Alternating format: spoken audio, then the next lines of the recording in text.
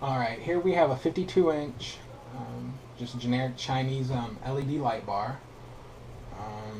This one was made by ECCPP. I'm assuming, honestly, probably all the Chinese generic light bars are probably all made by the same people with a few exceptions. Overall, for $90, I can't complain. I wired it up. It's bright. I doubt it's as bright as they claim, but nonetheless, it's still brighter than a two-spot fog light setup I was going to go with. So, a lot of complaints about moisture in these.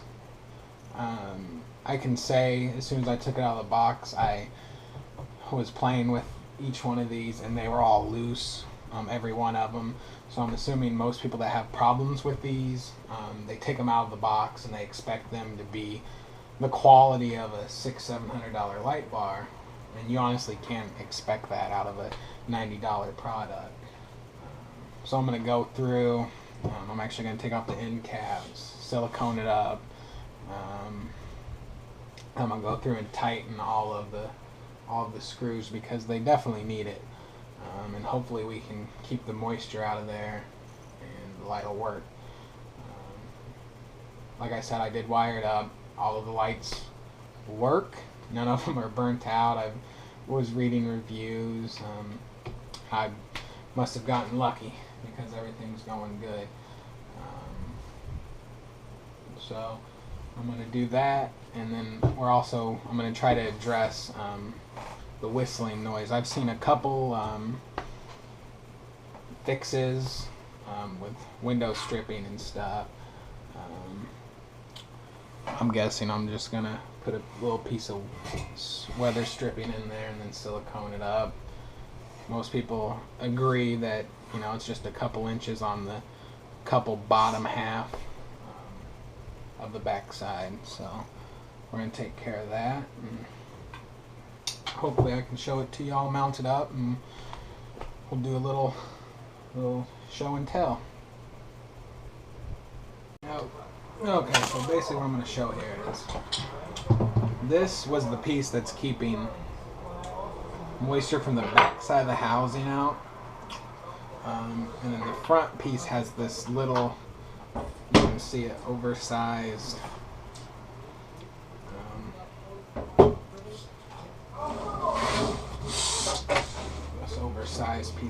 piece of plastic. When it sits in there, it just kind of squishes it. Sometimes it sits correctly, sometimes it doesn't. So all I'm going to do is add some silicone. I think I'm just going to leave that in there.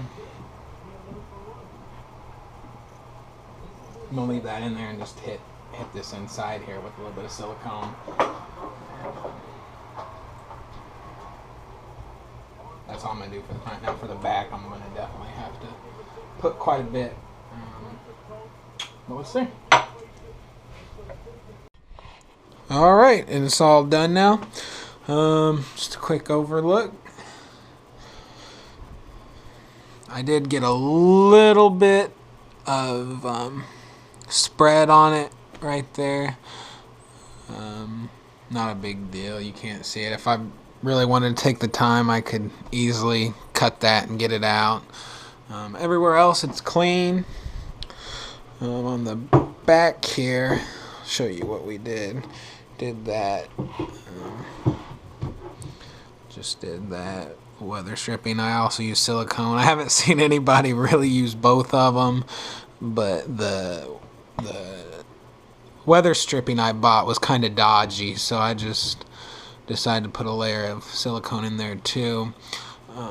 I would assume most of the noise would actually come from this side vent, so I siliconed it up. I don't know. All the silicone's easily removed, so we'll see how it works once it's actually on the Jeep. And that's basically it. Let's see if we can get this thing on there and see how it looks. Okay, here is the light bar mounts. Don't know the brand off the top of my head. I'll post a link in the description. They were right around 90 bucks off Amazon, I believe. Not bad. They're nicely made. The finish is a lot better than the actual light bar itself. I did have to order. I didn't order. I just went to Lowe's and bought some slightly longer screws just to try to not have any problems. And I will probably put washers and stuff on those eventually. The only problem I've had so far with this light, I had to drill out the actual hole. The hole wasn't big enough for the bolts for the light bar. No big deal. No big deal. And then, yeah. So I'm gonna hook the light up. There's a little gap. I like it. I mean, so far it looks really nice, actually, I think. I'm actually impressed with it, how cheap it is. The only thing I will note is this is marketed as a 50-inch light bar bracket, and my 52-inch light bar fits perfectly in it. So, all right. And here it is all mounted up. Looking good. Only issue I ran into was the included hardware. It was each bolt was about 2 inches too long. So I had to go and find some bolts that actually worked for it. Other than that, it's sturdy, it looks good. It's bright. For 90 bucks for the mount, 90 bucks for the light. I have 180 bucks into the setup. And I can't complain at all. Actually less than that. I got after some rebates and stuff, I only paid 10 bucks for it on Amazon, the light. So I actually have about 100 bucks invested in the whole setup. So I am more than happy with it.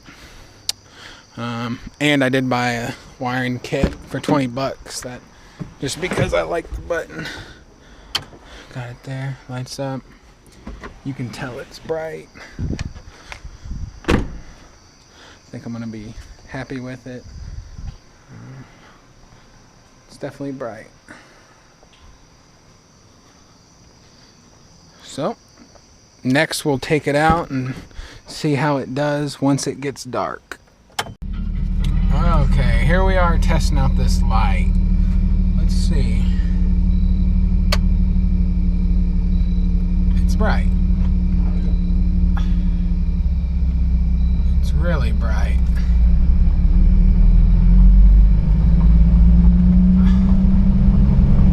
Definitely see better. I'm sure the camera doesn't do it justice. This did it. Whistling 50 plus, it's there. It's not too bad. Probably about talking room loudness. Nothing unbearable. I could drive all day with it. Not worried about that. The light itself is bright. Really bright, up to about 100, maybe a little past that. Past about 150 yards, I would say it's just a faint flood. You could definitely see something if it was there, but it's not like a spotlight at that distance. Well worth the money, but for my needs and most people's needs that are buying these, I think this light is excellent. For the price, it's phenomenal. As long, like I said, as far as light output, reliability, and hopefully I don't get condensation, only time will tell.